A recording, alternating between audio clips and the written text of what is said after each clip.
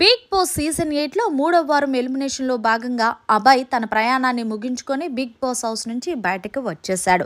ఇలా అభయ్ ఎలిమినేట్ అయ్యి బయటకు వచ్చాడో లేదో అప్పుడే బిగ్ బాస్ 4వ వారానికి సంబంధించిన నామినేషన్ ప్రక్రియకి తెరతీశాడు.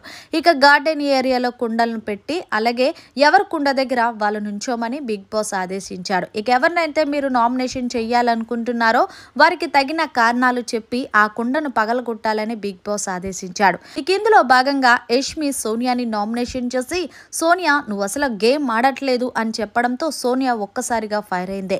ఇక అలాగే యష్మి మణికంఠని నామినేషన్ చేసింది. అలాగే విష్ణుప్రియ ప్రేరణని నామినేషన్ చేసింది.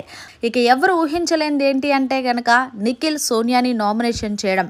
నిఖిల్ సోనియాని నామినేషన్ చేస్తూ నీకు గేమ్ కన్నా నా మీద ఎక్కువ కాన్సన్ట్రేషన్ పెరిగింది, గేమ్ పై ఫోకస్ పెడతామని నేను నిన్ను నామినేషన్ చేస్తున్నాను, మనిద్దరికి ఏమీ లేదని నిరూపించడానికే నేను నిన్ను నామినేషన్ చేస్తున్నాడని రీజన్ చెప్పి మొత్తానికి సోనియాని నామినేషన్ చేశాడు నిఖిల్.